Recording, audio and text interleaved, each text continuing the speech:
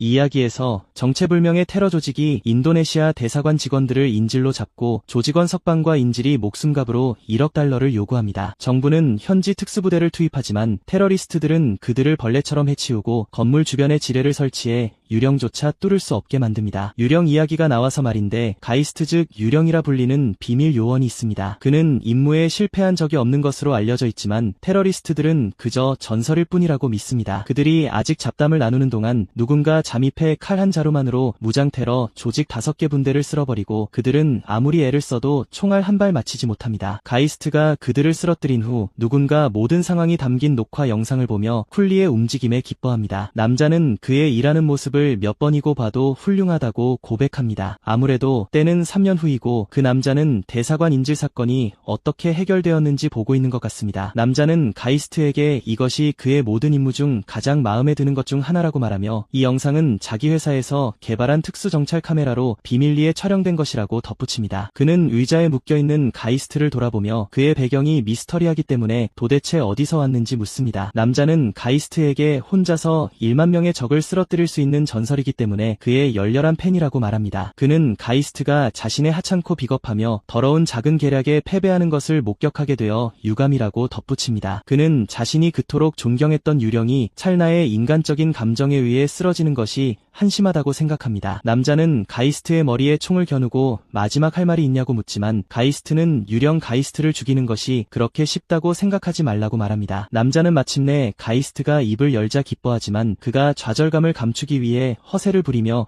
웃고 있을 뿐이라고 생각합니다. 결국 남자는 가이스트가 찾은 아이를 구했다고 언급하고 그 말에 가이스트는 격분합니다. 즉시 남자는 전설적인 가이스트에게 총알을 발사하고 이 전설적인 남자의 죽음이 얼마나 지루한지 생각합니다. 얼마 후 가이스트는 어둠 속에서 정신을 차리고 자신이 어디에 있는지 의아해합니다. 그는 갑자기 그 남자에게 머리에 총을 맞았다는 것을 기억하고 왜 자신이 죽지 않았는지 궁금해합니다. 그는 마음속에 강한 분노를 기억하며 이대로 끝나지 않을 방법을 찾기를 바랍니다. 그는 그 한심한 녀석 때문에 경계를 늦춘 것이 한심하다고 여기며 감정적으로 되는 것은 프로로서 실패라는 것을 깨닫습니다. 그는 자신이 달리고 있음을 느끼고 누군가 계속 뛰지 말라고 말하는 소리를 들으며 왜 이렇게 시끄러운지 의아해합니다. 갑자기 뒤통수를 맞은 듯한 느낌이 들고 남자의 발소리가 들리자 그는 그의 키와 체격을 추측합니다. 눈을 뜨자 근육질의 남자가 막대기로 그를 치려하지만 그는 맞기 전에 재빨리 피합니다. 이 상황은 마지막 일격으로 그를 쓰러뜨렸다고 생각했던 거구의 남자를 짜증나게 합니다. 이는 가이스트를 혼란스럽게 하고 그는 이 남자가 누구인지 궁금해합니다. 거구의 남자가 다시 그에게 돌진하자 가이스트는 무슨 일이 일어나고 있는지 모르지만 자신을 방어하기로 결심합니다. 남자가 가까이 다가오자 그는 그의 얼굴에 주먹을 날립니다. 하지만 남자는 전혀 동요하지 않는 듯 보이고 가이스트에게 방금 날린 힘없는 주먹이 뭐였냐고 묻습니다. 남자는 그를 잡아 머리부터 내동댕이 치고 가이스트는 왜 자신의 공격이 효과가 없었는지 의아해합니다. 그는 자신의 주먹이 분명히 맞았다고 확신했지만 거울에 비친 자신을 보고 이것이 자신의 몸이 아니라는 것을 깨달았고 누구인지 알아볼 수 없었습니다. 가이스트는 자신이 지금 누구의 얼굴을 하고 있는지 궁금해하지만 뒤에 있던 불량배가 말뚝으로 그를 찌르기 위해 달려듭니다. 남자는 가이스트를 꼼짝 못하게 하려 하지만 그가 갑자기 밑에서 사라지자 거구의 남자는 충격을 받습니다. 그의 옆에서 가이스트가 그를 쳐다보자 거구의 남자는 고분고분하게 짓밟히지 않고 어디서 그렇게 움직이는 법을 배웠냐고 화를 내며 묻습니다. 거구의 남자가 다시 가이스트에게 주먹을 날리지만 그는 공격을 피합니다. 다음으로 거구의 남자가 나무 말뚝을 휘두르자 가이스트는 그것도 피합니다. 그는 거구의 남자의 움직임이 단순하고 읽기 쉬워서 피할 수 있을 것이라고 깨닫습니다. 하지만 문제는 그의 이 새로운 몸이 그의 모든 생각과 기술을 따라가지 못한다는 것입니다. 마지막 타격으로 판단하건대 평소처럼 싸운다면 거구의 남자를 이기기 어려울 것이라는 것을 압니다. 이번에는 전략을 바꾸기로 결심하고 바닥에 있는 더러운 물을 그의 얼굴에 뿌려 주의를 끕니다. 거구의 남자가 얼굴을 닦고 주위를 둘러보자 가이스트가 사라진 것을 발견합니다. 그가 어디로 갔는지 궁금해하는 동안 가이스트는 나무 위에서 그를 지켜봅니다. 그는 나무에 오르는 것만으로도 숨이 차는 것을 보고 이 몸의 주인이 운동을 거의 하지 않았다는 것을 깨닫습니다. 우선 그는 자신이 처한 상황을 평가하기로 결심합니다. 그는 끔찍한 목소리를 가진 남자에게 머리에 총을 맞았고 지금은 모르는 젊은 남자 남자의 몸에 있다는 것을 기억합니다. 교복으로 보아 고등학생이라는 것을 짐작하지만 여전히 자신이 도대체 어디에 있는지 궁금해합니다. 주위를 둘러보니 사무실 건물에 둘러싸인 공원에 있고 그 풍경이 낯익어 보입니다. 그는 금발 남자의 셔츠에 쓰인 글자가 일본어였다는 것을 떠올리고 자신이 일본에 있는지 궁금해합니다. 그는 또한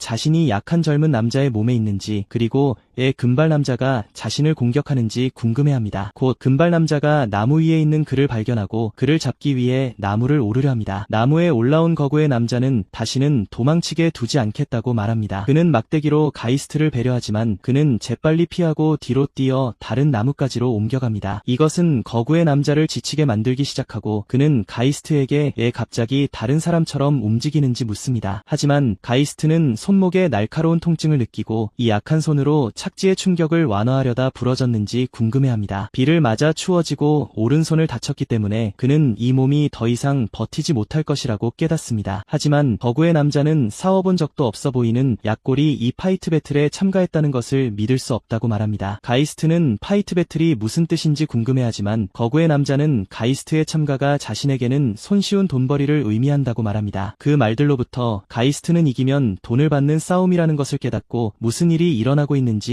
파악하기 시작합니다. 결국 가이스트는 덩치 큰 녀석에게 무언가 가르쳐주겠다고 말합니다. 거구의 남자는 그가 도대체 무슨 말을 하는지 그의 성격이 갑자기 변했는지 의아해합니다. 가이스트는 그의 움직임이 낭비되는 힘으로 가득 차 있고 주먹에 너무 많은 힘을 싣고 있어서 그의 움직임을 예측하기 쉽다고 말합니다. 그는 이런 식으로는 아무리 휘둘러도 절대 자신을 맞힐 수 없을 것이라고 말합니다. 이것이 거구의 남자를 짜증나게 하자 가이스트는 또한 그가 말이 많은 것 같다고 하며 그의 목소리와 말투가 귀에 거슬린다고 말합니다. 가이스트가 싸우는 동안 조용히 해주면 고맙겠다고 말하고 계속하자 거구의 남자는 분노에 차 그에게 달려들며 이딴 헛소리를 그만하라고 소리칩니다. 거구의 남자는 그를 죽이겠다고 위협하지만 가이스트의 눈은 살기 어린 빛을 띱니다. 그리고 웬일인지 거구의 남자는 당황하기 시작합니다. 그는 막대기를 휘둘러 그를 치려 하지만 가이스트는 그것을 피합니다. 갑작스러운 상황 전환으로 덩굴이 거구의 남자의 다리를 감아 그는 나무에 매달리게 됩니다. 그는 무슨 일인지 알기를 요구하지만 가이스트는 그에게 달려가 무릎으로 그의 얼굴을 가격하여 피가 솟구치게 합니다. 극심한 고통 속에서 거구의 남자는 무슨 일이 일어나고 있는지 궁금해하며 가이스트에게 그렇게 빨리 나무에 함정을 설치했는지 묻습니다. 가이스트는 그의 움직임이 너무 뻔해서 올라올 줄 알았다고 말하며 덩굴로 이런 것을 만드는 것은 쉽다고 덧붙입니다. 가이스트는 함정에 빠뜨리는 것이 어려운 부분이었다고 말하고 거구의 남자는 곧 가이스트가 일부러 자신을 도발하기 위해 그 모든 말을 했다는 것을 깨닫습니다. 가이스트는 곧 막대기를 잡고 남자의 목에 겨누며 자신이 누구인지 그리고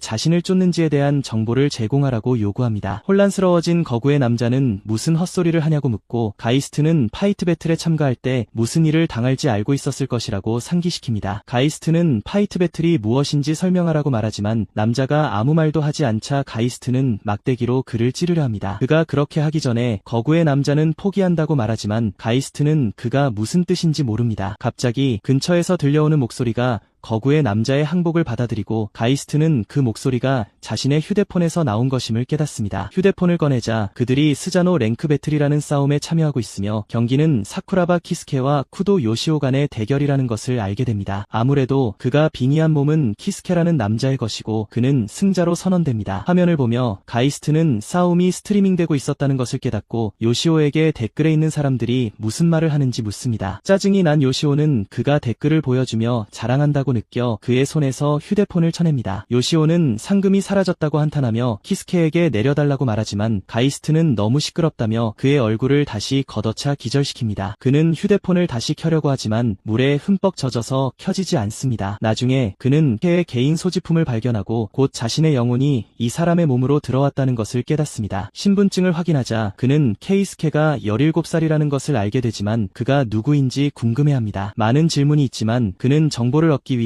케이스케의 학생 주소에 적힌 주소로 가기로 결심합니다. 가이스트는 이즈미 상점가라는 곳을 걸으며 일본은 절대 변하지 않는다고 생각합니다. 갑자기 도둑이 그녀의 가방을 낚아채고 달아나기 시작할 때 한 여성이 비명을 지르는 소리를 듣습니다. 남자는 일본이 안전할 것이라고 생각했던 가이스트를 향해 달려옵니다. 자신이 처한 상황을 파악할 때까지 그는 어떤 문제에도 휘말리지 않고 계속 움직이기로 결심합니다. 하지만 여성이 다시 도움을 요청하며 비명을 지르자 가이스트 가이스트는 과거의 몸으로 구하려 했던 아이를 떠올립니다. 도둑이 그를 지나쳐 달릴 때 가이스트는 그의 팔을 잡아 남자가 가방을 떨어뜨리게 합니다. 남자가 충격에 빠진 사이 가이스트는 그를 땅에 내동댕이 치고 그가 땅에 있는 동안 팔을 뒤로 꺾어 제압합니다. 평소처럼 가이스트의 몸은 싸울 때 풍기는 기묘한 살기에 둘러싸이고 그의 눈은 파란색으로 변합니다. 갑자기 그는 평소의 모습으로 돌아오고 상점가의 여러 사람들에게 둘러싸여 있습니다. 가방을 도둑 맞은 여성 마나카가 군중을 해치고 달려오고 그녀의 다른 친구인 치나츠가 더 가까이 오라고 신호를 보냅니다. 그들이 도착했을 때 여성들은 남자를 제압한 사람이 치나츠의 오빠 키스케라는 것을 믿을 수 없습니다. 치나츠가 키스케에게 무엇을 하고 있는지 묻자 그는 자신이 곤경에 처한 것 같다고 깨닫습니다. 경찰 조사를 받고 풀려난 후 치나츠는 키스케에게 그동안 계속 비밀리에 강했는지 묻지만 그는 그녀에게 말하고 싶지 않습니다. 그가 생각하는 동안 모나카는 치나츠에게 키스케가 파리 한 마리도 해치지 못할 사람이라는 걸 알지 않느냐고 말하고 마침내 가이스트는 어쩔 수 없이 사용할 아이디어를 떠올립니다. 치나츠가 왜 그렇게 조용한지 묻자 그는 태도를 바꾸어 꽤 무서웠다고 말합니다. 그는 그저 팔과 다리를 내밀었을 뿐인데 모든 것이 우연히 일어났다고 그들에게 말합니다. 그는 치나츠에게 달려가 괜찮은지 묻고 여성들은 마침내 그가 평소 모습으로 돌아왔다며 안심합니다. 나중에 치나츠가 그의 안경이 어디 있는지 묻자 그는 그날 일찍 넘어졌을 때 부서졌다고 말합니다. 치나츠는 괜찮냐고 묻지만 모나카는 그에게 너무 덤벙댄다고 말합니다. 여성들이 떠난 후 가이스트는 평소의 자신으로 돌아와 키스케의 성격을 꽤 정확하게 연기했다고 생각합니다. 그 후 그는 경찰 조사에서 얻은 정보를 정리하기로 결심합니다. 정보에 따르면 나이 많은 소녀는 나나세 마나카로 17세이며 키스케의 소꿉친구이자 같은 고등학교의 반 친구라는 것을 알게 됩니다. 다른 소녀는 사쿠라바 치나츠로 13세이며 걔의 여동생입니다. 아무래도 사쿠라바 가족은 두 남매로 구성되어 있지만 부모님은 돌아가셨고 마나카는 어렸을 때부터 남매를 알고 지냈습니다. 모니카가 치나츠와 저녁 식사장을 보러 나왔을 때 그들은 소매치기를 만났습니다. 마나카의 가방에 있던 개인 물품의 정보를 바탕으로 가이스트는 키스케가 친절하고 여동생에게 헌신적이라는 것을 알게 됩니다. 그의 성적은 평균 이상이지만 운동 능력은 좋지 않습니다. 걔는 그저 평범한 고등학생 소년인 것 같은데 어떻게 스사노 랭크 배틀에 참여하게 되었는지 궁금해합니다. 집으로 걸어가는 동안 가이스트는 모나카를 멈춰 세우고 치나츠의 상태에 대해 묻습니다. 모나카는 오늘 상태는 안정적이지만 언제든지 발작이 일어날 수 있다고 말합니다. 모나카는 치나츠가 일시적으로 퇴원해 있는 동안 조심하겠다고 약속하고 가이스트는 자신의 의심이 맞았다는 것을 깨닫습니다. 그는 치나츠가 걷는 모습으로 그녀의 심장에 심각한 문제가 있다는 것을 추론할 수 있었습니다. 나중에 모니카는 가이스트에게 왜 옷이 그렇게 더러운지 묻고 그는 아까 비가 와서 웅덩이에 빠졌다고 거짓말을 합니다. 그녀는 의심스럽게 그를 쳐다보더니 돈이 절실히 필요하다고 해서 사키야의 감언이설에 넘어가지 않았으면 좋겠다고 말합니다. 그녀는 사키야가 나쁜 무리와 어울리며 수상한 아르바이트를 하고 있다는 소문을 들었다고 덧붙입니다. 그리고 그녀는 또한 며칠 전 사키야가 그를 때릴 뻔했다는 것을 상기시킵니다. 잠시 동안 가이스트는 놀라서 서 있지만 나중에 미소를 지으며 그녀의 조언에 감사하다고 말합니다. 나중에 그는 마나카가 사키야와 돈에 대해 말한 모든 것을 생각하고 마침내 무슨 일이 일어나고 있는지 이해하기 시작합니다. 키스케가 여동생의 병을 치료할 수술비를 필요로 하고 그 돈을 얻기 위한 수단으로 스트리밍되는 싸움에 참여했다는 것은 분명합니다. 그날 밤 그는 흠뻑 젖은 휴대폰을 고치는데 시간을 보내고 이사키야가 이를 주선한 사람임에 틀림없으며 키스케는 아마도 범죄에 연루되었을 것이라고 추측합니다. 마침내 휴대폰을 켜자 그는 그곳에 있는 스자노 랭크 배틀 아이콘을 보고 충격을 받습니다. 무서운 점은 그를 죽인 남자가 달고 있던 옷깃에서 똑같은 아이콘을 본 기억이 있다는 것입니다. 그는 앱을 해킹할 수 있는지 알아보기 위해 휴대폰을 컴퓨터에 연결하지만 보안이 철저하고 그가 사용하는 노트북이 일반 소비자용이라서 불가능합니다. 그는 그 앱이 스자노 이벤트를 위한 것이고 아마도 모든 것을 촬영하고 방송하는 데 사용될 것이라고 알고 있습니다. 하지만 그는 왜 그 아이콘이 남자가 달고 있던 배지에 있는 것과 같은지 궁금해합니다. 그는 여전히 자신과 키스케 사이의 연관성을 파악할 수 없지만 이것이 우연이라고 믿지 않습니다. 그는 자신의 죽음과 스자노가 어떤 식으로든 연결되어 있고 자신을 죽인 남자가 이 앱의 배후에 있다는 것을 압니다. 가이스트는 스자노 앱에 대해 조사하기 위해 온라인에 접속하고 그것이 진짜인지에 대한 상반된 견해를 접하며 여러 사람들이 그것을 경계하는 것 같습니다. 스자노는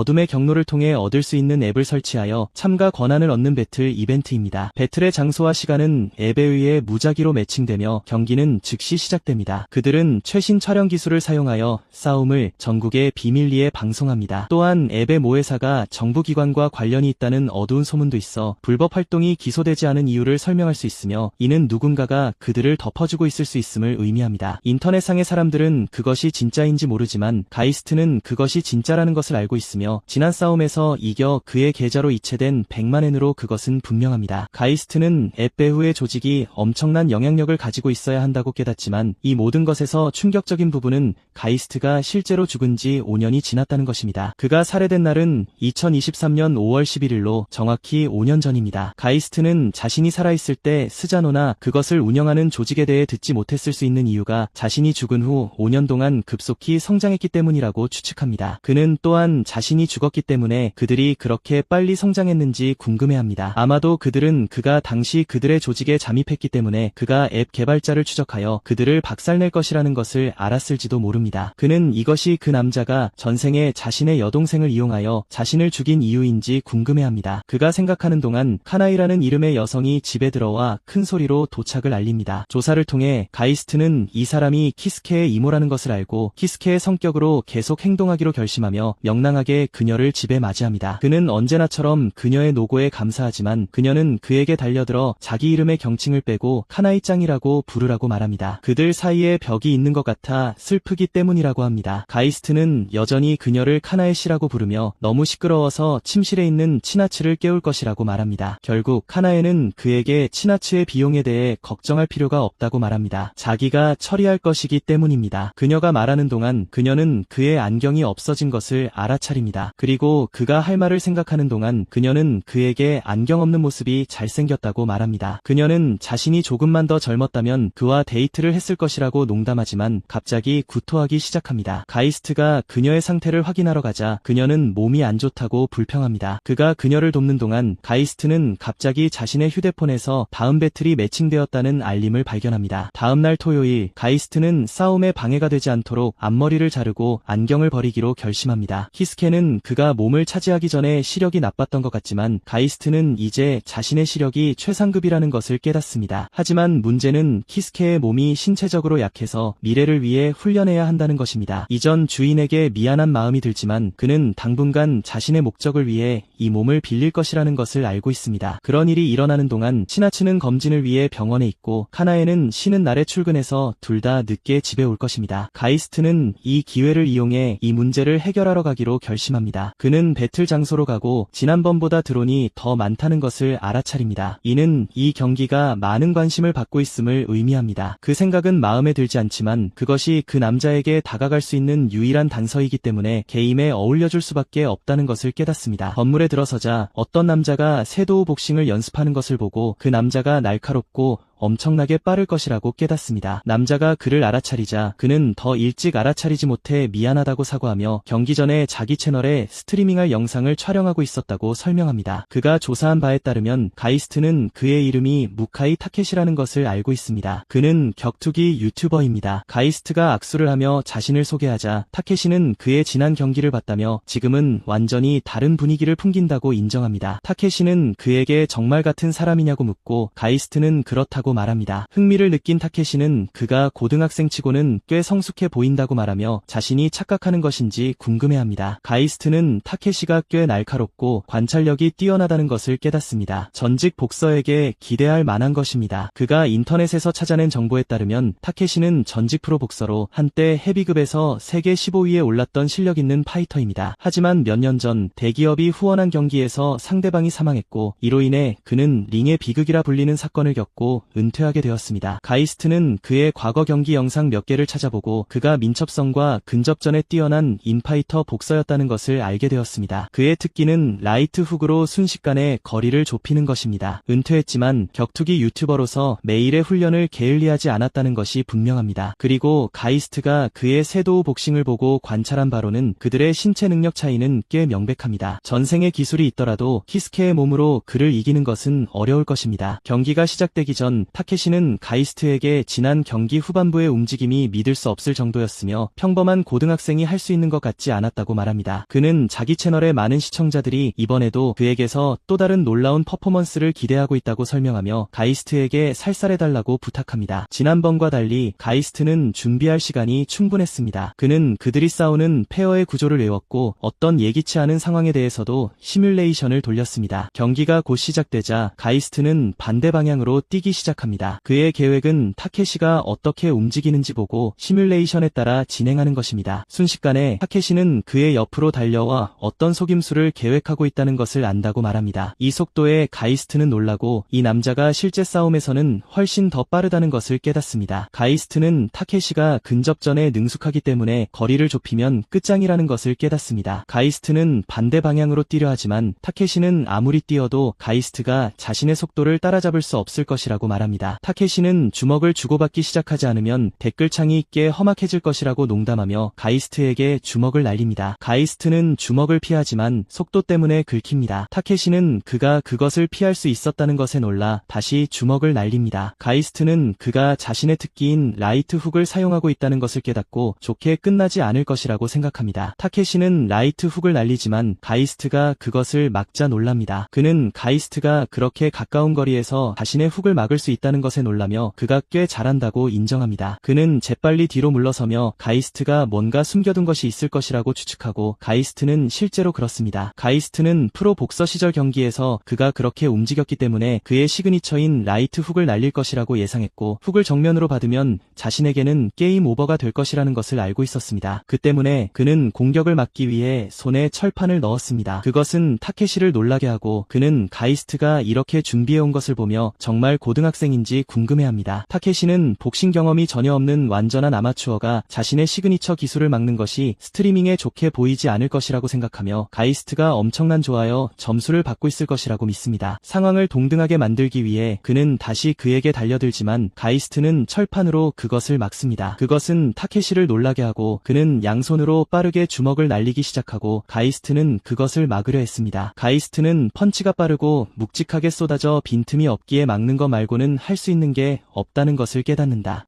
이대로라면 이 몸이 버티지 못할 것을 안다. 한편 타케시는 가이스트가 생각보다 강해서 시청자들의 포인트가 오르지 않을 것이라 생각한다. 그래서 비장의 전략을 꺼내기로 결심한다. 타케시가 다시 라이트 훅을 시도하자 가이스트가 막지만 그것은 미끼였고 타케시는 그의 가슴에 레프트 훅을 명중시킨다. 이 공격에 가이스트가 비틀거리자 타케시가 라이트 훅을 날리지만 가이스트는 그것을 피하고 뒤로 물러선다. 시청자들은 타케시가 라이트 훅을 날리는 척하다가 보디블로를 성공시킨 것에 열광하며 키스케가 어떻게 이 상황을 역전시킬지 궁금해한다. 페어 안에서 타케시는 자신이 그 기술을 쓴 후 댓글창이 불탔을지 궁금해한다. 그는 상대들이 자신의 주특기인 라이트 훅을 알고 있다는 걸 알기에 그들의 경계심을 역이용한다고 덧붙인다. 가이스트는 타케시가 전략적이며 자신의 움직임에 맞춰 싸움 방식을 바꾸고 있다는 것을 깨닫는다. 타케시가 자신의 스피드에 절대적인 자신감을 갖고 있기에 가이스트는 그것을 역이용하기로 결심하고 그의 눈이 다시 푸른색으로 변한다. 타케시는 그가 자신을 이길 계획을 세우고 있다는 걸 알아차리지만 기다릴 수 없다며 가이스트를 끝내기 위해 거리를 좁힌다.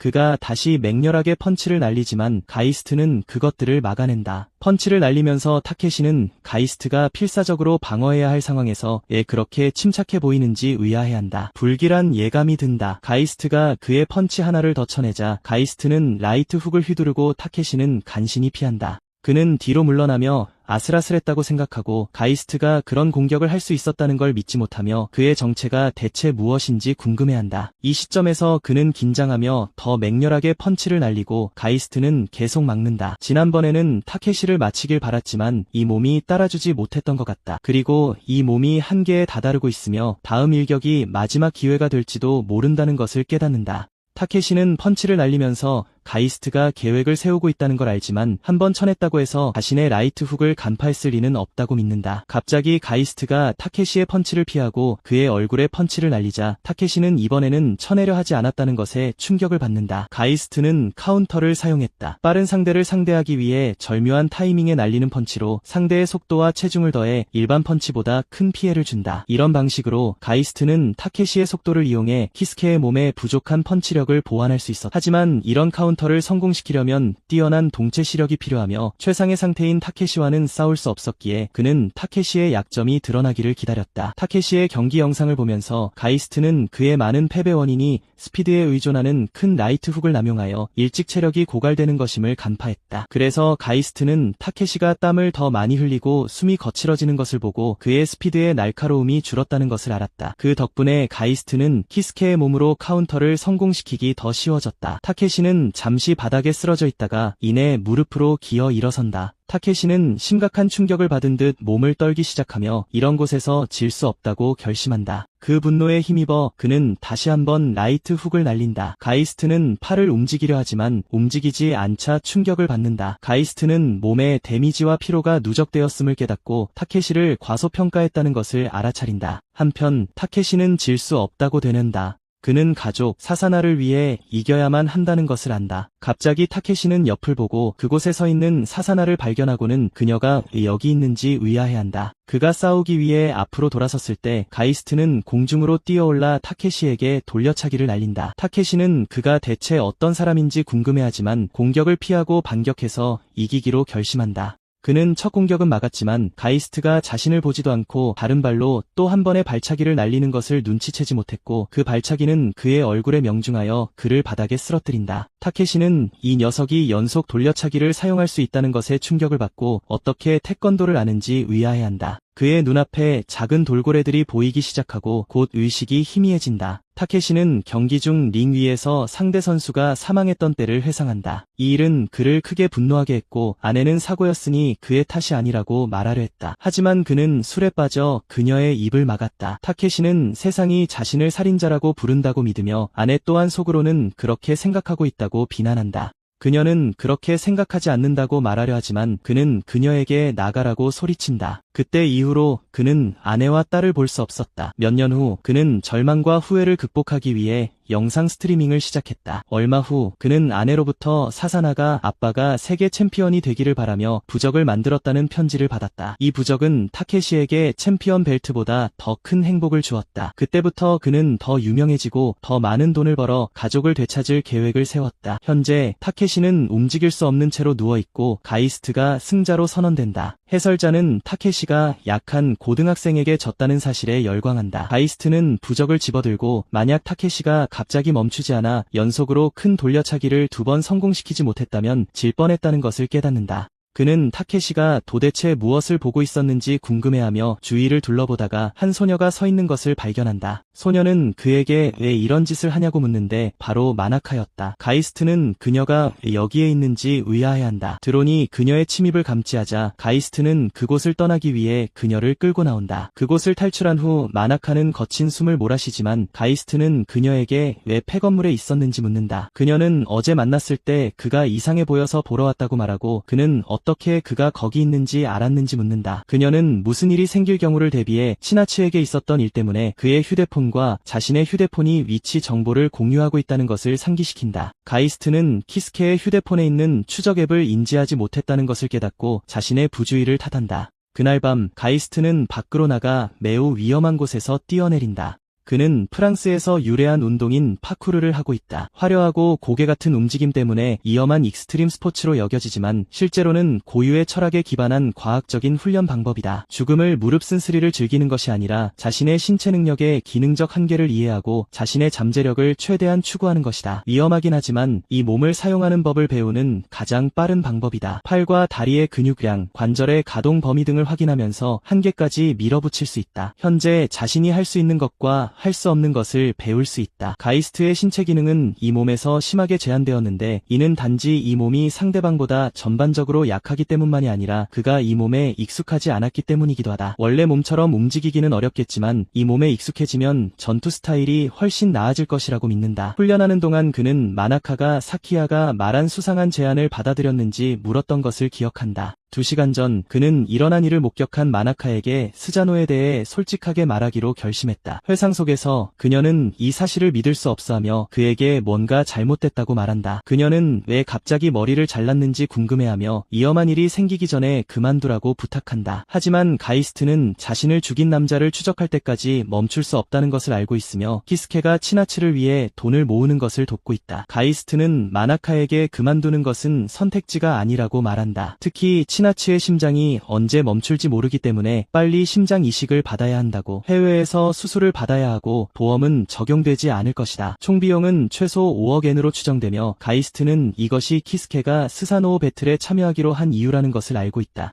가이스트는 이것이 자신과 아무 관련이 없다는 것을 알지만 이 몸에 있는 동안에는 키스케의 마음을 존중하기로 결심한다. 가이스트는 괜찮을 거라며 쾌활하게 그녀를 안심시킨다. 특히 최근에 더 강해졌다고 믿기 때문에 걱정할 필요가 없다고 말한다. 하지만 마나카는 왜 그가 그렇게 위험한 일을 해야만 하는지 묻는다. 그녀는 왜 자신에게 상의하지 않았냐고 물으며 자신이 의지할 수 없고 힘없는 존재라는 것을 안다고 인정한다. 그녀는 흥분하여 울기 시작하고 자신을 그렇게 하찮게 여기냐고 물은 뒤 가이스트가 말리려 함에도 불구하고 달려가 버린다. 현재 그는 이 문제에 휘말리고 싶지 않지만 어떻게든 해야 한다고 생각한다. 정신이 팔린 나머지 그는 난간을 뛰어넘다가 잡아야 할 난간을 놓쳐 머리부터 떨어져 죽을 뻔한다. 다행히 난간 아래에 있는 나무에 걸린다. 그가 집에 돌아오자 치나츠는 그의 상태를 보고 충격을 받아 무슨 일이 있었냐고 묻는다. 그는 농담으로 또 넘어졌다고 말하고 치나츠는 마나카와 싸웠냐고 묻는다. 놀란 가이스트가 왜 묻냐고 하자 그녀는 좀 전에 전화했는데 마나카의 목소리가 정말 기운이 없었다고 말한다. 치나츠는 마나카가 새 헤어스타일이 어울리지 않는다고 말했을 거라고 추측하며 자신도 와일드해 보인다고 농담으로 인정한다. 그녀는 결국 가이스트에게 화해해야 한다고 말하며 이제 더는 아이가 아니니 예전처럼 중재자 역할을 하지 않을 것이라고 말한다. 그녀는 한심한 오빠가 있으면 여동생이 걱정된다고 말하고 가이스트는 자신 없이는 오빠는 한심하다고 말했던 자신의 여동생을 떠올린다. 그가 멈칫하자 치나츠는 무슨 일이냐고 묻고 그는 사과한다. 그녀는 다음날 학교에서 마나카에게 사과하라고 말한다. 가이스트는 자신이 여기 학생이라는 것을 기억하고 다음날 학교로 향한다.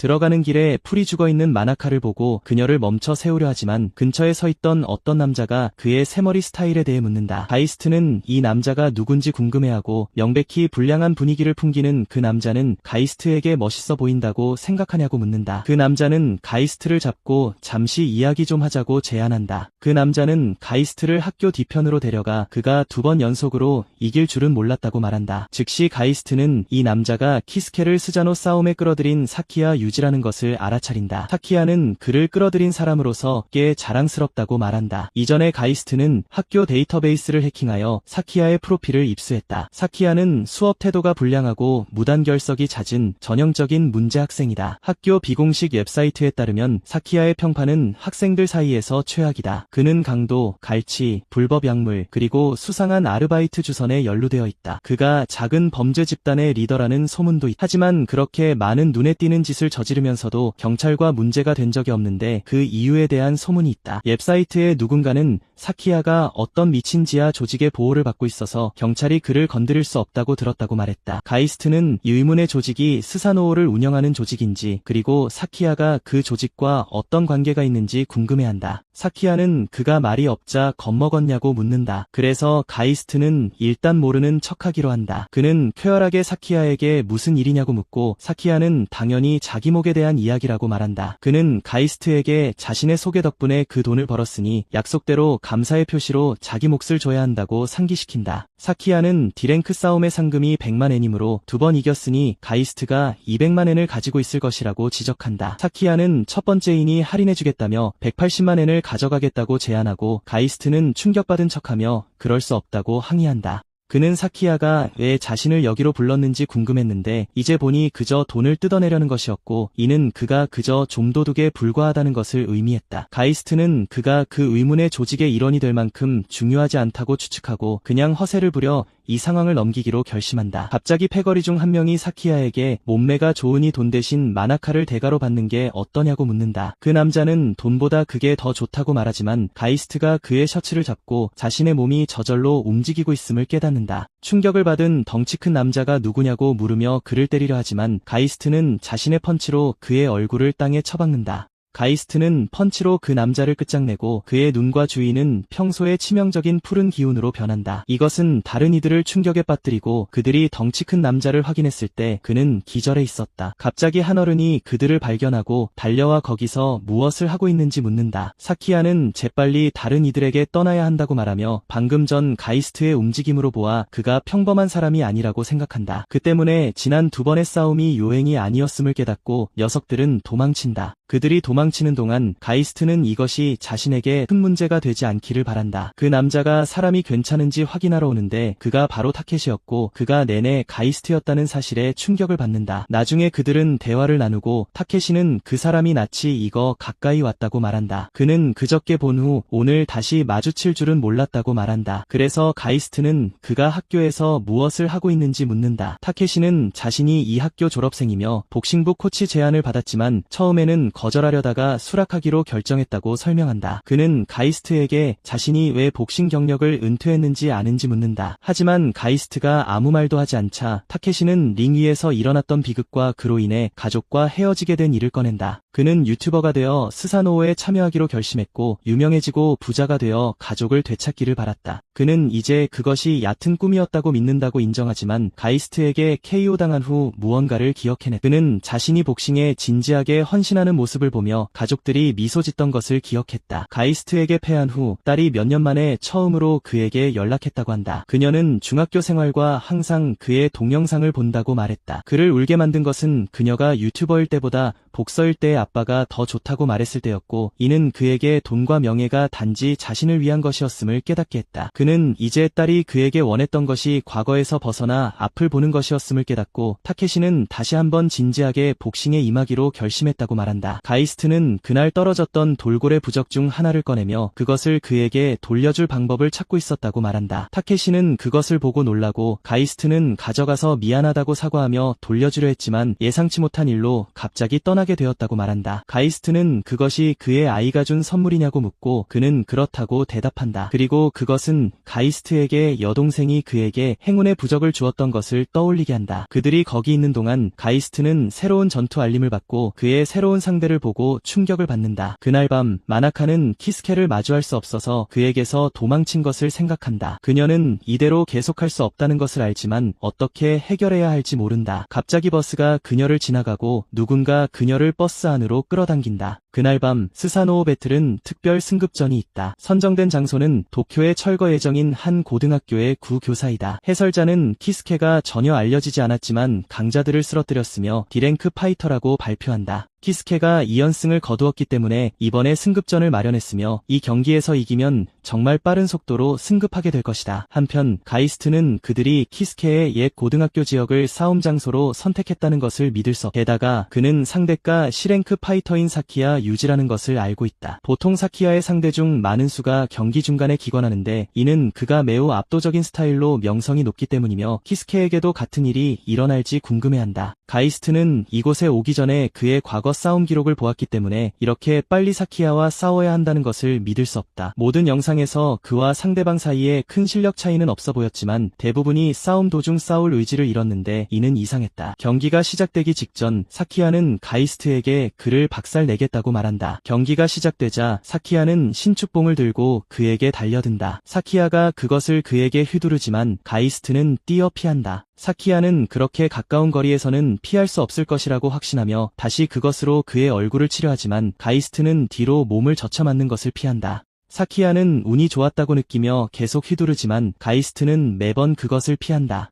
피하면서 가이스트는 사키야의 자세가 나쁘지 않다는 것을 깨닫고 이는 그가 검도 경험이 있으며 유단자일 수 있다는 것을 의미한다. 그는 사키야가 아마도 불량배들 사이의 단순한 싸움에서는 져본 적이 없을 것이라고 믿지만 가이스트에게는 그를 피하는 것이 쉽다. 가이스트는 파쿠르의 효과가 나타나기 시작했고 이 몸에 익숙해지고 있다는 것을 깨닫는다. 결국 사키야는 가이스트에게 조금 강해졌다고 해서 우쭐해져서는 안 된다고 말한다. 그는 가이스트에게 맞은편 학교 건물을 보라고 하고 가이스트가 보자 다른 패거리들이 마나카를 인질로 잡고 그녀를 어루만지고 있는 것을 발견한다. 가이스트는 사키야가 인질을 잡아 상대를 위협하고 자신의 즐거움을 위해 고문하여 이긴다는 것을 깨닫는다. 그리고 그가 저항하면 마나카를 맛보게 될 것이라고 경고한다. 그는 가이스트에게 바로 앞에서 그녀를 만지면 어떤 소리를 낼지 궁금하다고 말하고, 가이스트는 사키야가 자신이 얕보는 사람들을 고문하며 쾌락을 얻는 사디스트라는 것을 깨닫는다. 가이스트는 현재 상황에 대해 안타까움을 느끼지만 사키야가 이기게 놔두어 스자노 배후의 주체자를 찾는 목표를 포기할 수는 없다. 사키야가 다시 그에게 휘두르자 그의 몸이 얼어붙어 사키야가 가이스트의 이마에 일격을 가하게 된다. 가이스트는 왜 갑자기 몸이 다시 얼어붙었는지 궁금해하고 사키야는 그를 착한 아이라고 부른다. 가이스트는 몸을 움직일 수 없다는 것을 깨닫고 사키야는 다시 그를 공격한다. 그는 몸이 자신의 의지를 거부하는 것인지 궁금해한다. 그는 덩치 큰 남자를 잡고 때렸을 때의 이 느낌을 기억한다.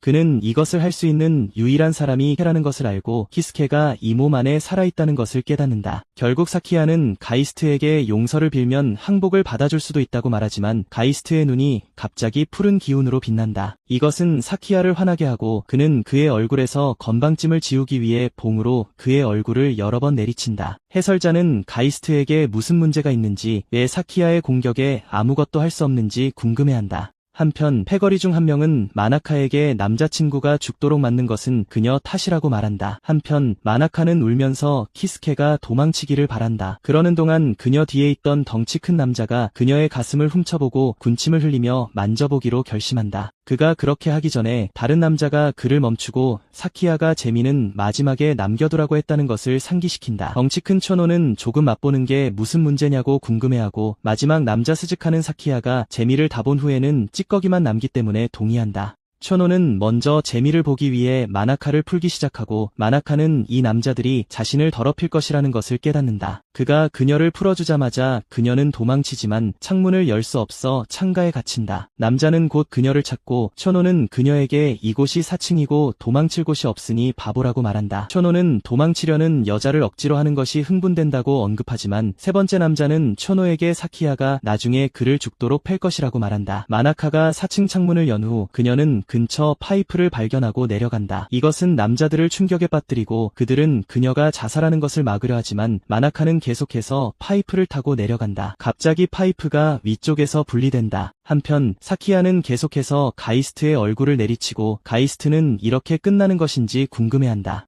그는 키스케가 몸을 멈추려 하고 있는 것이 틀림없다고 생각하고 그에게 말을 걸려고 한다. 그는 키스케에게 그 소녀를 구하고 싶어 필사적인 것을 안다고 말하고 그의 결의를 존경하지만 사키야가 싸우지 않으면 마나카를 건드리지 않겠다는 약속을 지킬 만큼 명예롭지 않다는 것을 믿지 말라고 말한다. 가이스트는 죽은 남자가 그의 몸을 훔치게 된 운명의 장난에 대해 안타깝게 생각한다고 말하지만 조금만 더 몸을 빌려달라고 간청하며 그에게 소중한 것을 지켜주겠다고 약속한다. 사키야는 다시 가이스트를 치려하지만 이번에는 그가 뛰어 피할 수 있다. 짜증이 난 사키야는 그를 개자식이라고 부르며 자신에게 반항하는 것인지 궁금해하지만 가이스트는 키스케가 허락해 주었다는 것을 깨닫는다. 가이스트는 약속을 지키겠다고 다짐하지만 사키야는 가이스트에게 마나카를 망가뜨릴 것이라고 상기시킨다.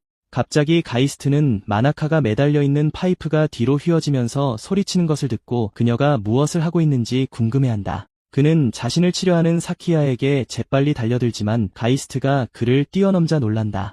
가이스트는 사키야 뒤에 착지하고 난간을 넘어 4층에서 뛰어내린다. 해설자는 이것이 자살 시도라고 믿지만 곧 가이스트가 소방 호스를 잡고 있다는 것을 알아차린다. 마나카가 잡고 있던 파이프가 부서져 땅으로 떨어지기 시작하지만 가이스트가 호스로 몸을 날려 공중에서 그녀를 붙잡는다. 그녀는 그를 보고 놀라지만 그는 무모하다고 말하며 마침내 땅에 착지한다. 그들이 뒤를 돌아보자 사키야는 상황이 불리해졌다는 것을 깨닫고 부하들을 이끌고 가이스트를 한꺼번에 공격한다. 가이스트는 부상당한 몸으로 4명을 한꺼번에 상대할 수 있을지, 특히 마나카까지 보호하면서 싸울 수 있을지 고민한다. 패거리 중 한 명이 그에게 달려들자 가이스트는 턱에 주먹을 날려 그를 기절시킨다. 갑자기 누군가 1대1 싸움에 단체로 나타나는 것은 엄격히 금지되어 있다고 외친다. 그 남자는 이게 무슨 의미인지 따져 물으며 평범한 1대1 길거리 싸움이어야 할 곳에 왜 다른 사람들이 끼어들었는지 의아해한다. 가이스트는 그들을 신문하는 후드를 쓴 남자가 타케시라는 것을 깨닫고 그가 왜 여기 있는지 궁금해한다. 가이스트가 여기서 뭘 하냐고 묻자 타케시는 전투태세를 취하며 나중에 이야기하자고 말한다. 스즈카는 주먹 싸움에 칼을 들고 가이스트를 배려하고 초노는 의자로 그들을 들이받아 마나카를 넘겨받으려 한다. 가이스트는 초노의 머리 위로 뛰어넘으며 타케시에게 마나카를 데리고 도망치라고 하지만 마나카는 키스케 혼자 싸우는 것은 위험하다고 항의한다. 하지만 타케시는 그녀를 붙잡고 뛰기 시작하고 가이스트는 그에게 비타나졌다고 말한다. 마나카는 키스케가 다치지 않게 자기를 놔달라고 항의하지만 타케시는 그녀가 방해만 될 뿐이라며 정말 그의 안전을 생각한다면 탈출에 집중하라고 말한다. 혼란스러워하며 마나카는 그가 누구이며 왜 거기 있었는지 묻자 그는 타케시에게 작은 빚이 있고 그의 상대가 평판이 아주 나쁜 사람이라는 것을 알고 있었다고 설명한다. 알고 보니 타케시는 경기를 스트리밍하고 있었는데 키스케가 전혀 공격을 피하려고 하지 않아 경기 중 뭔가 이상하다는 것을 눈치챘다. 그 때문에 그는 사키야가 비열한 수법을 쓰고 있다고 의심하여 차를 몰고 이곳으로 달려왔다. 타케시가 마나카를 차에 태우자 그녀는 자기는 신경 쓰지 말고 케이를 도우러 가달라고 간청한다. 특히 혼자서 3명을 상대할 수는 없기 때문이다. 하지만 타케시는 이것이 키스케가 자신에게 부탁한 것이라고 말하며 차를 몰고 떠난다. 한편 초노는 철제 벤치로 가이스트를 내리치려 하지만 가이스트는 피하고 드로는 계속해서 녹화한다. 순식간에 가이스트는 거리를 좁혀 초노의 가슴에 무릎을 박아 땅에 쓰러뜨린다. 그의 뒤에서 스즈카가 칼을 들고 달려들지만 가이스트는 그가 벤치에 칼을 꽂게 만든다. 그 후 그는 스즈카의 얼굴을 걷어차 기절시킨다. 한편 해설자는 가이스트의 놀라운 속도와 그가 주변 환경에 어떻게 적응하는지를 계속해서 묘사한다.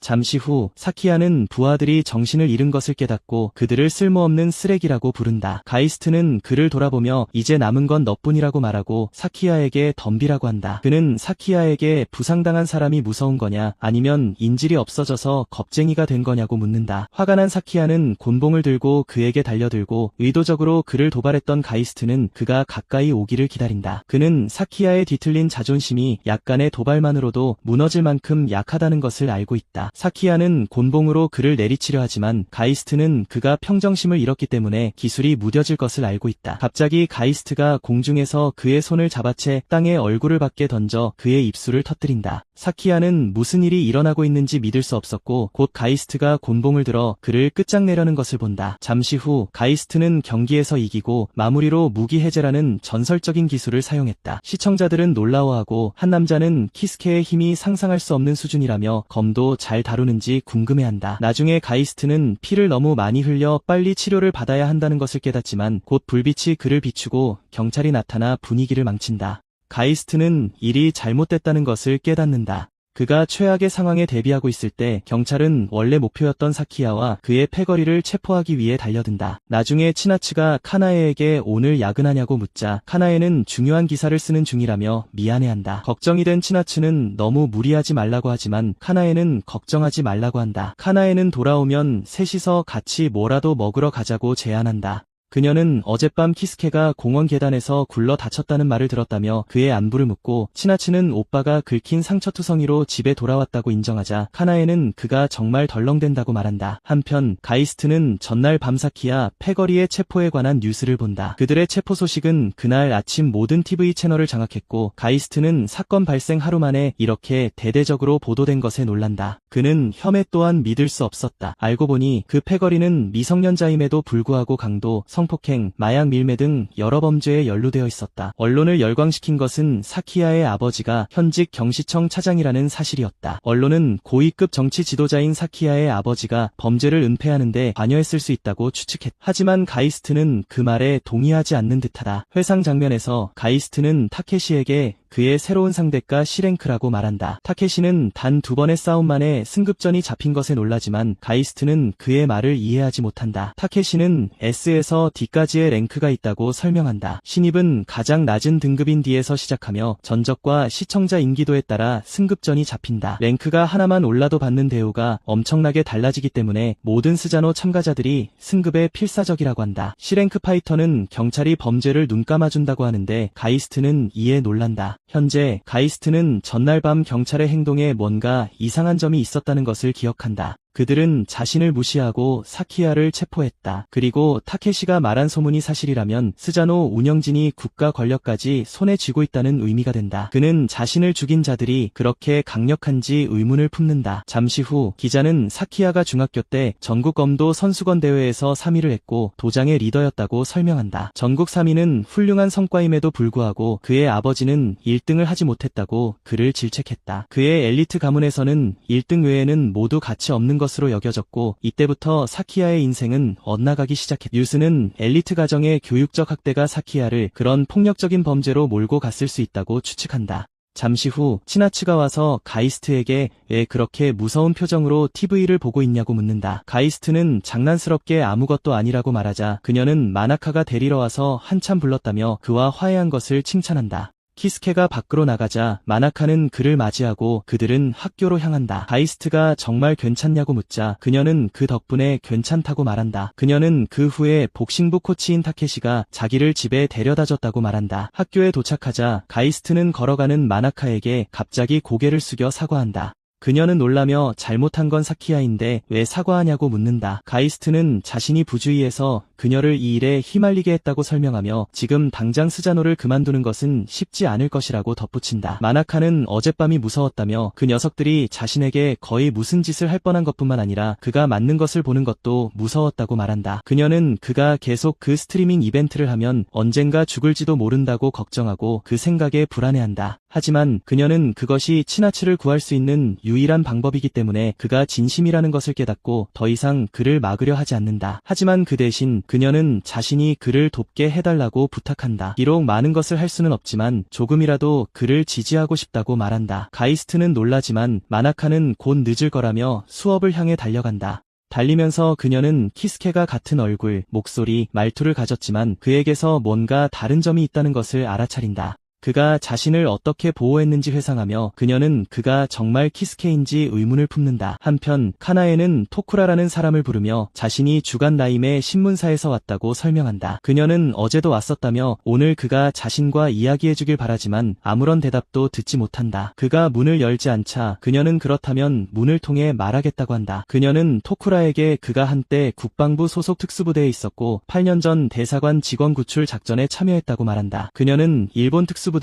예국의 테러 사건을 해결하기 위해 동원된 것도 놀랍지만 이 사건을 해결한 사람은 특수부대나 현지 군인이 아니었다고 덧붙인다. 그것은 단 한 명의 요원이었고 그에 대한 소문은 가이스트라는 사람에 대한 꾸며낸 이야기처럼 들린다. 그녀는 이 사람을 조사해왔다고 말하지만 갑자기 문이 활짝 열리고 토쿠라는 그녀에게 고스트에 대한 정보로 무엇을 할 계획이냐고 묻는다. 나중에 토쿠라는 그녀를 안으로 들여보내며 공식적으로 존재하지 않는 부대인 무라쿠모를 파헤칠 수 있는 걸 보니 아주 훌륭한 기자임이 틀림없다며 그녀가 꽤 인상적이라고 말한다. 그녀는 무라쿠모가 국방부에서 특별히 창설한 특수부대였는지 묻는다. 그러자 그는 나라를 지키는 신검에서 이름을 빌려왔다고 말한다. 하지만 그는 그들이 신성하지도 심지어 쓸모없는 무딘 칼날만큼 유용하지도 않았다고 믿는다. 그는 소위 고위급 정치적 고려 때문에 그곳에서 아무것도 할 수 없었던 인도네시아 사건을 예로 든다. 카나에는 그것이 국가 간의 정치적 책략 때문에 도르네시아 영토 내에 잠들어 있는 히토류 매장지의 채굴권을 둘러싼 권력 다툼 때문이었는지 묻는다. 토쿠라는 그녀가 그렇게 많이 조사한 것에 감명받는다. 8년 전 도르네시아 공화국에서 분대장이었던 토쿠라는 기지에 얼마나 더 기다리며 인질들의 생명을 위험에 빠뜨릴 것인지 따져 물었다고 한다. 당시 도르네시아의 히토류 원소는 막 발견된 상태였다. 도르네시아는 기술이 없었기 때문에 독자적으로 채굴할 수 없었다. 그 때문에 채굴권을 둘러싸고 강대국들 사이에 조용한 대치가 있었다. 통신에서 토쿠라 중위는 상부의 결정은 절대적이니 입조심하라는 말을 듣는다. 채굴권을 차지하고 싶었던 다른 강대국들은 일본이 테러 사건을 해결한 공로를 인정받아 그 권리를 획득하는데 유리한 이점을 얻는 것을 원하지 않았다. 결과적으로 그들의 부대는 바로 앞에 있는 인질들의 목숨을 구할 수 있었음에도 불구하고 제자리에 머물러야만 했다. 갑자기 토쿠라의 부하 중 한 명이 대사관과의 통신이 복구되었다고 알린다. 알고 보니 모든 테러리스트가 제압되었고 인질들은 안전했다. 그 보고는 토쿠라와 그의 부하들을 충격에 빠뜨렸는데 특히 다른 부대가 공격을 감행했다는 소식을 전혀 듣지 못했기 때문이다. 갑자기 유령처럼 보이는 남자가 건물 옥상에 나타난다. 그는 얼음처럼 차가운 눈을 가졌고 온몸을 감싼 조용한 살기 그리고 거의 감지할 수 없는 존재감을 가지고 있었다고 한다. 그 남자는 사라지기 시작했고 토쿠라는 아주 짧은 시간 동안만 그를 볼 수 있었다. 현재 카나이는 가이스트가 실제로 존재했다는 말을 듣고 놀란다. 그녀는 마침내 가이스트를 처음 본 사람의 증언을 얻을 수 있게 되어 이 인터뷰를 하게 된 것에 기쁨을 표한다. 하지만 토쿠라는 가이스트에 대해 이야기하기 위해서가 아니라 경고하기 위해 그녀를 방에 들인 것이라며 그만두라고 말한다. 이 말에 그녀가 혼란스러워하자 그는 자신이 한때 국방부 특수부대 소속이었고 이는 엘리트 배경이라고 말한다. 하지만 자신처럼 그녀도 돌이키지 않으면 비참한 무직 중년이 될 것이라고 한다. 그는 퇴직금으로 근근히 버티며 더럽고 값싼 아파트에서 겨우 살아가고 있으며 가이스트 때문에 이렇게 되었다고 말한다. 그는 그녀도 그와 엮이려 하면 같은 운명을 맞게 될 것이라며 그녀 자신과 가족을 위해 조사를 포기하라고 부탁한다. 그가 걸어가자 하나이는 세상에는 건드려서는 안 될 것들이 있다는 것을 알지만 언니의 목숨을 앗아간 사람이 가이스트일지도 모르기 때문에 진실을 밝힐 때까지 조사를 멈출 수 없다고 고백한다. 이 말에 토쿠라는 충격을 받고 아무 말도 하지 못한다. 얼마 후 두 남자가 실험 진행이 좋지 않다고 이야기한다. 신약과의 적합률이 피험자들 사이에서 일관되지 않다고 한다. 그들 중 한 명은 상부에 압력을 넣어 표본수를 늘리자고 제안하고 다른 한 명은 내 기원을 찾지 못했는지 의아해한다. 그들이 이야기하는 동안 한 여인이 근처 바닥을 청소하고 있고 그들 중 한 명이 조용히 하고 멀리 가서 청소하라고 말한다. 여인은 재빨리 사과하고 자리를 뜨자 다른 남자는 동료에게 외부인이 어슬렁거리는 곳에서 할 이야기가 아니라고 말한다. 그들은 계속 이야기하기 위해 시설의 보안구역으로 들어가지만 청소부는 계속해서 자기 일을 한다. 한편 가이스트는 망원경으로 그녀를 지켜보며 이곳이 이자나미 제약의 위치임을 확인한다. 이자나미 제약은 최근 몇 년간 급성장한 회사이며 가이스트가 이곳에 온 것은 이전에 있었던 어떤 일 때문이다. 5시간 전 그는 타케시를 만나 자신의 파이트머니가 어디서 입금되었는지 알아보았다. 그의 허락을 받아 그는 싸움에서 얻은 돈의 자금 흐름을 파헤치고 자신이 직접 번 돈의 경로와 비교했다. 두 지급금 모두 복잡한 연쇄를 통해 여러 회사를 거치지만 그들 사이의 공통점은 바로 이자나미 제약이다. 현재 그는 건물에 잠입할 준비를 하며 건물을 향해 그래플링 훅을 발사해 그쪽으로 몸을 날린다. 그는 이 건물을 수색하면 가이스트를 죽인 남자에 대한 정보를 찾을 수 있기를 바란다. 회상 장면에서 어떤 여인이 시스템을 해킹하려 하지만 보안이 강력하다는 것을 깨닫는다. 그녀는 결국 해킹에 성공하여 다음 목표인 군사시설의 설계도를 얻는다. 이것은 7년 전의 일이었고 그녀가 가이스트를 돌아보자 그는 여전히 예리하다며 그녀를 아마네라는 이름으로 부른다. 그녀는 농담으로 더 칭찬해달라고 하며 우즈메라는 자신의 특수 해킹 도구만 있으면 혼자서도 할 수 있다고 덧붙인다. 그녀는 또한 그가 직접 다운로드할 수 있도록 프로그램을 저장해둔 다크웹의 비밀번호를 알려준다. 놀란 그가 이것이 그녀의 생계수단인데 정말 괜찮냐고 묻자 아마네는 최고의 고객이 죽는 것이 더 큰 손실이라고 말한다. 그녀는 그 도구를 사용해서 생존율을 조금이라도 높이라고 부탁한다. 가이스트는 그녀에게 고마워하고 그녀는 그 외에는 별일 아니라고 말하며 그의 손을 쓰다듬으러 간다. 가이스트는 불편해하지만 곧 아마네의 머리에 손이 얹힌다. 알고 보니 다른 소녀였는데 그녀는 아마네에게 선생님께 너무 가까이 가지 말라고 항상 말하지 않았냐며 상기시킨다. 아마네는 어린 소녀에게 살살하라고 하지만 그들은 곧 그녀가 어린 소녀인지 아닌지에 대해 논쟁을 벌인다. 현재 가이스트는 아마네의 도구를 사용하여 이자나미 빌딩의 설계도를 얻는다. 아마네는 국적과 나이가 불분명한 정보원으로 뛰어난 정보 처리 능력을 가지고 있다. 과거에 그녀는 가이스트를 여러 번 구했다. 우즈메 도구를 사용하여 가이스트는 최상층의 전력 소비량이 다른 층보다 훨씬 높다는 것을 알아냈고 이는 그곳에 분명히 무언가가 있다는 것을 의미한다. 그는 곧 최상층에 도착하여 문을 연다. 안으로 들어가자 그는 여러 개의 캡슐을 발견하고 자신을 죽인 자의 핀에 있던 의문의 로고를 보고 놀란다. 그가 캡슐 중 하나를 만지자 누군가 그를 베기 위해 스쳐 지나가지만 그는 간신히 뛰어 피한다. 가이스트는 착지하며 어떻게 공격자의 존재를 감지하지 못했는지 의아해한다. 공격자는 칼도 잘 다루는 것 같아 프로임을 깨닫는다. 곧바로 공격자는 다시 칼을 들고 그에게 달려들지만 가이스트는 여러 번 피하며 후퇴한다. 그는 또한 그녀의 움직임이 이상하면서도 익숙하다는 것을 알아차리지만 공격자는 그에게 가까이 다가온다. 그가 공격당하려는 순간 누군가 섬광 수류탄을 떨어뜨리고 청소부가 갑자기 가이스트의 손을 잡아 끌고 간다. 여자는 그를 쓰레기 처리구에 던져넣고 그들은 근처 쓰레기 컨테이너로 떨어진다. 여자는 그를 바보라고 부르며 그 때문에 소중한 탈출로를 써야 했다고 말한다. 특히 이자나미에 잠입하느라 그 고생을 했는데 이제 다 물거품이 되었다고 한다. 그녀가 한탄하는 동안 가이스트는 그녀의 모습이 너무나 닮아 놀라지만 곧 그녀의 이름을 부르고 아마네는 놀란다. 잠시 후 아마네는 가이스트를 자신의 차에 태우고 그처럼 비쩍 마른 바보가 가이스트일 리가 없다고 말한다. 그녀는 자신의 가이스트는 더 잘생기고 섹시하고 멋지다고 말한다. 그녀가 그를 내려줄 곳을 찾으려 할 때 가이스트는 특정 암호를 외친다. 그녀가 혼란스러워하자 그는 그것이 그녀가 준 암호라고 말하며 그것을 사용해 해킹 도구를 다운로드할 수 있었다고 말한다. 그는 우스꽝스러운 비밀번호에 눈살을 찌푸렸지만 그녀의 우즈매가 유용했다고 말한다. 아마네는 어이가 없어 그를 쳐다보며 정말 그가 맞는지 확인하기 위해 첫사랑의 이름을 묻는다. 그가 이름을 말하자 그녀는 자신의 장례식에서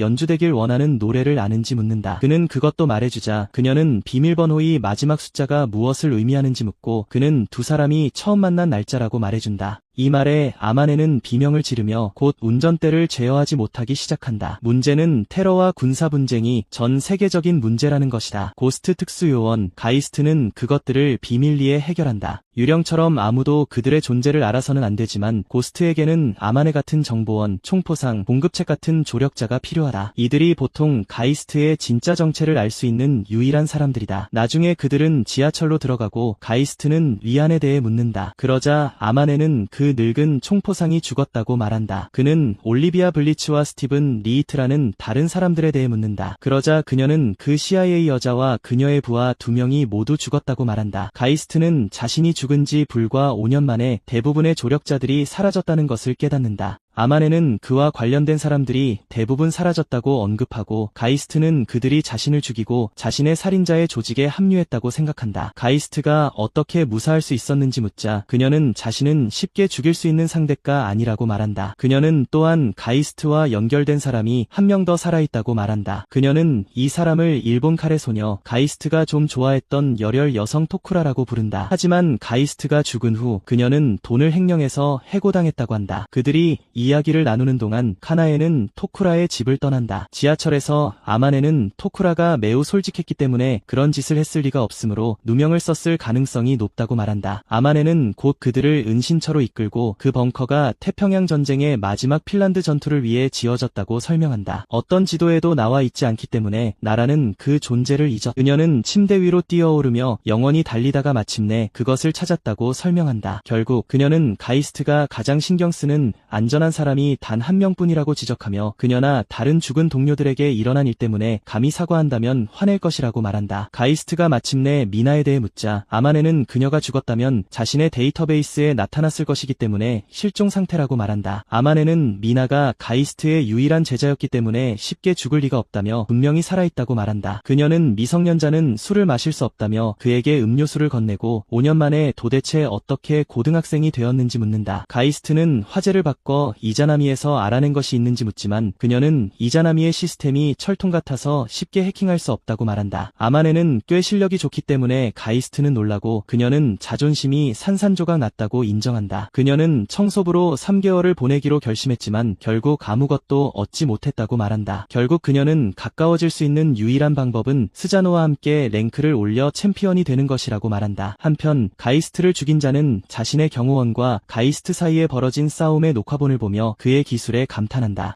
그는 이 자가 누구이며 어떻게 보안이나 경호원에게 발각되지 않고 최상층까지 올라올 수 있었는지 궁금해한다. 그는 이 신비로운 사람이 누구인지 궁금해하며 사실은 여자인 것 같은 경호원에게 다음번에는 잘 대접하라고 말한다. 그 남자는 이 사람이 예전에 알던 사람처럼 싸운다는 사실이 흥미롭다고 생각한다. 그는 손가락으로 화면을 부수고 조사를 시작해야 할지도 모른다고 말한다. 얼마 후 마나카는 치나츠에게 수학을 가르쳐주고 그녀는 쉽게 이해한다. 치나츠는 마나카에게 오빠와 함께라면 이렇게 쉽지 않았을 거라며 아주 좋은 선생님이라고 말한다. 그녀는 오빠가 요즘 바빠서 자신을 많이 가르쳐줄 시간이 없다고 덧붙인다. 그리고 왠지 오빠가 조금 변한 것 같다고 덧붙인다. 오빠가 너무 무리하는 것이 자기 탓인지 궁금해하고 오빠가 멀리 떠나가는 것 같은 느낌이 든다. 마나카는 치나츠의 걱정이 정확하다는 것을 알기 때문에 아무 말도 하지 못한다. 그녀는 키스케가 치나츠를 위해 싸우고 있다는 것을 알고 있으며 그가 싸우기 위해 너무 무리해서 변한 것인지 궁금해한다. 그녀는 결국 치나츠의 손을 잡고 괜찮다고 말합니다. 그녀는 키스케가 오빠이고 어디에도 가지 않을 거라고 상기시켜줍니다. 그녀는 치나츠에게 키스케를 어디에도 보내지 않을 거라고 안심시킵니다. 마나카는 자신이 키스케를 지지해줄 사람이 되겠다고 결심합니다. 비록 자신을 약하고 믿음직스럽지 못하다고 생각하지만 예전에 상냥했던 키스케를 잃고 싶지 않습니다. 이상하게도 치나츠는 오빠에게 사랑을 표현하는 거냐고 묻고 모나카는 재빨리 손을 내리고 얼굴이 빨개집니다. 혼란스러워하며 그녀는 치나츠에게 무슨 말이냐고 묻지만 치나츠는 키스케를 곁에서 떠나게 두지 않겠다고 말한 것을 흉내내며 그게 사랑이라고 말합니다. 하지만 모나카는 그렇게 말하지 않았다고 정정하지만 치나츠는 모나카에게 오빠와 그녀를 전적으로 지지한다고 말합니다. 그녀는 모나카에게 다음번엔 자신에게 말고 오빠에게 직접 말하라고 하지만 모나카는 놀리지 말라고 합니다. 결국 치나츠가 모나카에게 고맙다고 말하자 그녀는 놀랍니다. 얼마 후 가이스트가 도착하자 치나츠가 그를 맞이하러 나갑니다. 그녀는 그가 엘리베이터 홀에서 술에 취해 쓰러져 있는 것을 발견한 듯한 카나이를 안고 들어오는 것을 보고 놀랍니다. 그는 그녀를 의자에 앉히고 오늘 인터뷰가 잘 안 된 것 같다고 말합니다. 곧이어 카나에는 영원히 울적해 있기만 하는 바보에 대해 이야기하기 시작합니다. 그녀는 더 이상 누구와도 엮일 생각이 없다고 말한 누군가에 대해 장황하게 늘어놓으며 그 사람을 나르시시스트적인 미남이라고 부릅니다. 그러고는 키스케에게 그렇게 항상 과거에 얽매여 사는 패배자가 되지 말라고 말하려 합니다. 가이스트는 그녀가 누구에 대해 말하는지 몰라서 그저 그녀의 신발을 벗기려고 애쓸 뿐입니다. 잠시 후 카나에가 속이 안 좋아지자 치나츠는 그녀를 화장실로 급히 데려가 토하게 합니다. 가이스트는 모나카를 발견하고 놀라지만 자신이 없는 동안 치나츠를 돌봐준 것에 대해 고마워합니다. 그녀는 재미있었으니 걱정 말라고 하며 무슨 일 있냐고 묻습니다. 가이스트는 직접 대답하지 않고 내일 만나게 해주고 싶은 사람이 있다고 말합니다. 다음날 마나카는 아마츠카 네네라는 가명을 쓰는 아마네를 만나는데 그녀는 자신을 케이스케의 매니저라고 소개합니다. 마나카가 혼란스러워 보이자 타케시는 스사노오 파이터가 C클래스에 도달하면 수입이 한 자릿수 더 늘어난다고 설명합니다. 하지만 그 대가로 그들은 자신의 싸움을 직접 관리하고 경기가 성사된 후 상대를 분석하며 장소를 협상해야 합니다. 시간과 노력을 절약하기 위해 대부분의 파이터들은 외부 계약자에게 매니저를 부탁하고 C랭크에 있는 사람들은 클랜이라고 불리는 그런 계약자 팀을 구성할 수 있습니다. 갑자기 가이스트가 타케시에게 정중하게 자신의 클랜에 가입해달라고 요청하고 타케시는 마음속으로는 이미 가입했다고 말합니다. 세 사람이 축하하는 동안 마나카가 끼어들어 아마네가 누구냐고 묻자 가이스트는 이야기가 좀 길다고 말합니다. 아마네가 가이스트의 팔을 껴안고 자신은 그와 운명 공동체로 묶여있다고 말하자 마나카는 충격을 받습니다. 그녀가 가이스트에게 무슨 일이냐고 묻지만 그는 곧 휴대폰으로 알림을 받고 그녀에게 대답할 수 없게 됩니다. 그가 알림을 확인했을 때 그의 상대가 결정되었다는 것을 알게 됩니다. 한편 스모 연습장 뒷방에서 3명의 남자가 한 남자를 쓰러뜨리려 하지만 그는 꿈쩍도 하지 않아 그들을 놀라게 합니다. 그들은 라이신도라는 그 남자의 발에서 뿌리가 자라나는 건 아닌지 궁금해합니다. 잠시 후 라이신도의 매니저가 와서 다음 상대가 결정되었다고 알리고 그는 그것이 단기간에 C랭크로 승급한 기대를 한몸에 받는 슈퍼 루키라는 것을 알게 됩니다. 그 말에 라이신도는 흥분하여 건장한 남자 3명을 한 번에 뒤로 던져버립니다. 그는 매니저에게 상대가 이 녀석들보다는 더 도전적인 상대이길 바란다고 말합니다. 얼마 후 클랜은 오래된 학교 건물의 복싱 동아리 방으로 향합니다. 비록 내년에 철거될 예정이지만 타케시는 그곳을 클랜의 회의 장소로 사용하자고 제안합니다. 타케시는 다른 사람들이 자신들의 삼각관계를 해결하려는 듯 듣고 있지 않다는 것을 알아차립니다. 설명을 들은 후 마나카는 들은 대로 아마네가 정말로 키스케의 돌아가신 아버지의 친구인지 확인하려고 합니다. 마나카는 여전히 납득하지 못하는 것 같습니다. 그래서 가이스트는 아마네가 아버지와 거래하던 회사에서 일했었고 오래전 아버지의 직장에 갔을 때 몇 번 만난 적이 있다고 설명합니다. 그는 그녀가 매우 유능한 사람이지만 농담을 좀 좋아하는 편이라고 덧붙입니다. 그래서 아마네는 자신의 행동에 대해 사과하고 자신은 나이든 남자를 좋아한다고 말하며 마나카를 진정시키려 합니다. 마나카는 안심한 듯 보이며 그들이 사귀는 사이가 아니라는 것을 확인합니다. 아마네는 그녀가 얼마나 안도하는지 알아차리고 예전처럼 그런 순진한 소녀를 놀리는 것이 재미있다고 생각합니다. 결국 모나카는 아마네가 자신들 나이의 2배쯤으로 보인다고 분명히 언급하고 그 말은 아마네에게 정통으로 박힙니다. 아마네가 아기에 가득 차 돌아섰을 때 가이스트는 모나카에게 그녀를 그냥 두라고 말하지만 모나카는 무엇이 잘못되었는지 모르는 것 같습니다. 곧 타케시가 그들을 방해하고 그들은 복싱 동아리 방을 청소하기 시작합니다. 청소하는 동안 아마네는 가이스트에게 이야기가 너무 상세해지면 실수를 하기 시작할 것이라고 말합니다. 그 전날 밤 가이스트와 아마네는 그들의 미래 계획에 대해 논의합니다. 회상 장면에서 가이스트는 그녀에게 스사노오의 챔피언이 될 계획이라고 말하고 그 위치에 도달하면 어떻게 되는지 아는지 묻습니다. 아마네는 그에게 길거리에서 들은 바에 따르면 그 시점에서 스사노오의 운영진이 그의 어떤 소원이든 들어줄 것이라고 말합니다. 분명히 일본 신화에 따르면 이자나미와 스사노오는 부모와 자식신이며 아마네는 두 회사가 연결되어 있음을 확인하는 정보를 입수했다고 설명합니다. 이자나미에 잠입했던 경험으로 보아 그녀는 선수는 그들의 조직력에 기반하여 어떤 소원이든 들어줄 수 있다는 것에 어느 정도 신빙성이 있다고 믿습니다. 가이스트는 그들이 경찰과 정부를 통제할 수 있다면 그것이 사실일 수도 있다고 동의합니다. 나중에 아마네는 평소의 방법으로는 그들의 시스템을 해킹하기 어려울 것이므로 대신 조직이 자신들에게 오게 할 것이라고 설명합니다. 가이스트는 그렇게 쉽지 않을 것이라고 말하고 그녀는 스사노오의 챔피언이 된 파이터는 아무도 없었다고 인정합니다. 하지만 그녀는 그에게 두 사람이 완수하지 못한 임무가 있었는지 묻습니다. 현재 아마네는 이전에 임무에 실패한 적이 없다고 말했지만 이번 다음 싸움은 문제가 될 것이라고 인정합니다. 현역 스모 선수이고 게다가 마쿠우치 선수인 라이신도의 덩치는 예상 밖이었습니다. 혼란스러워하며 모나카가 마쿠우치가 뭐냐고 묻자 타케시는 스모에는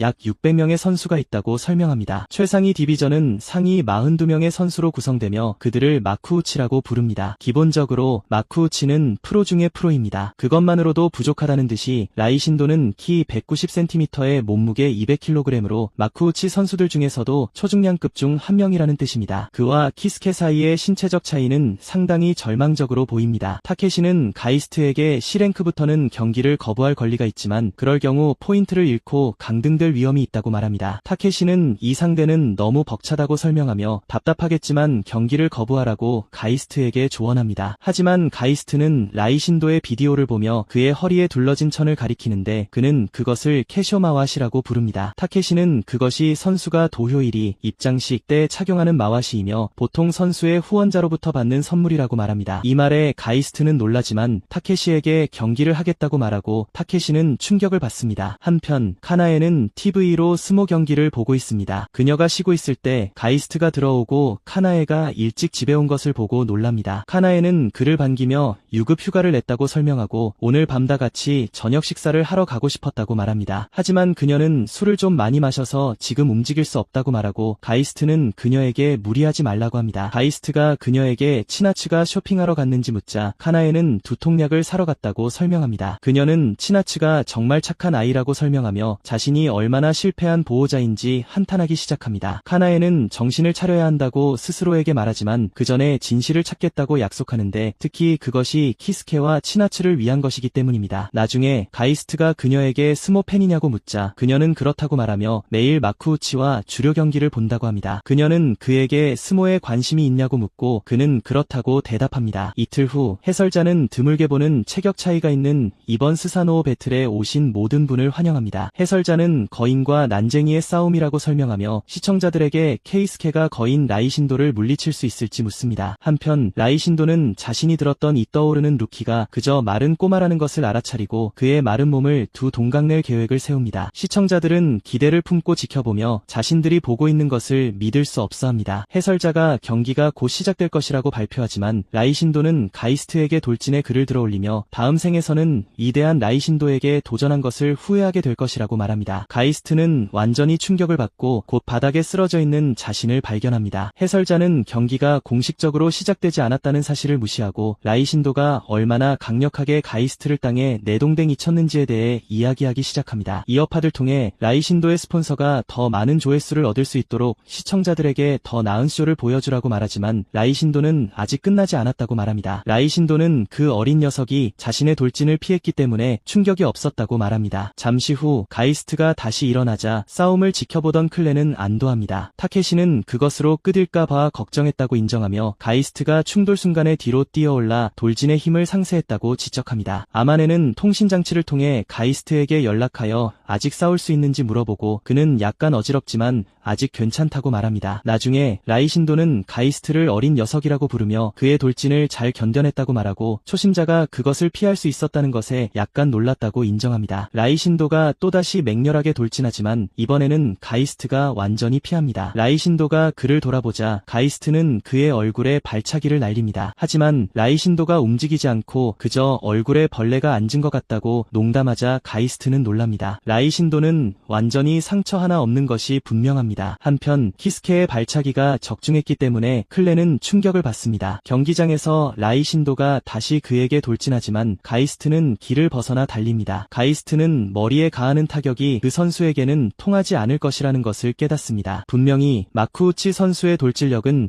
약 1톤에 달합니다. 한편 라이신도는 그에게 돌진하다가 가이스트를 놓치고 근처 트럭에 부딪혀 그쪽 면을 전을 파괴합니다. 분명히 마쿠우치는 매 대회마다 15일 동안 이런 종류의 돌진을 머리로 받아내는데 그것은 매일 교통사고를 당하는 것과 같습니다. 타케시는 상대의 움직임을 읽는 키스케의 능력이 최고 수준이며 상대의 움직임을 이용해 카운터 공격을 가한다는 것을 기억하지만 신체적 차이 때문에 이제는 희망이 없어 보입니다. 라이신도가 다시 가이스트를 잡으려 하지만 그는 간신히 피합니다. 그는 곧 라이신도가 덩치에 비해 꽤 빠르다는 것을 깨닫고 한 번만 맞아도 쓰러질 것이라는 것을 압니다. 놀랍게도 라이신도는 그와 팔을 걸고는 자신이 할 수 있는 것이 밀기뿐이라고 생각했냐고 농담조로 묻습니다. 그는 가이스트에게 자신에게는 4가지 다른 기술이 있다고 말하고 그를 얼굴이 바닥으로 향하게 던집니다. 타케시는 통신장치를 통해 가이스트에게 저항하지 말고 그냥 던져지라고 외치고 가이스트는 그대로 합니다. 그는 몸이 떨어지도록 내버려두고 공중제비를 돌아 팔을 빼냅니다. 가이스트는 재빨리 거리를 벌리고 타케시는 그에게 괜찮은지 묻습니다. 가이스트는 그 덕분에 땅에 내동댕이 쳐지지 않았다고 말하지만 왼쪽 가슴을 다쳤다고 인정하며 그것은 작은 대가라고 합니다. 라이신도가 곧 그의 앞에 나타나 그가 누구인지 묻습니다. 그는 그에게 창코를 더 먹고 몸집을 키우라고 말하며 그렇게 하면 자신의 개인 시종으로 삼아주겠다고 제안합니다. 라이신도는 매니저가 경기를 더 재미있게 만들라고 했던 것을 기억하지만 자신을 상대로 이렇게 오래 버틴 것에 대한 보상으로 가이스트에게 핸디캡을 주겠다고 제안합니다. 그는 두 손을 들고 어떤 공격이든 해보라고 말하고 가이스트가 망설이자 라이신도는 공격하지 않는 상대가 무섭냐고 묻습니다. 타케시는 가이스트에게 이것이 기회라고 말하는데 아무리 스모 선수라도 급소에 일격을 가하면 무사하지 못할 것이기 때문입니다. 타케시는 라이신도가 중심선의 급소를 열어두는 것을 보고 그가 카스케를 너무 과소평가하고 있기 때문에 이 부주의함이 그의 패인이 될 것이라고 믿습니다. 가이스트가 라이신도에게 정말로 자신을 때리길 원하냐고 묻자 라이신도는 마음껏 해보라고 말합니다. 즉시 가이스트는 거리를 좁힙니다. 하지만 그가 뛰어올라 공격을 가하려는 순간 라이신도는 농담이었다고 말하며 그의 공격을 받을 만큼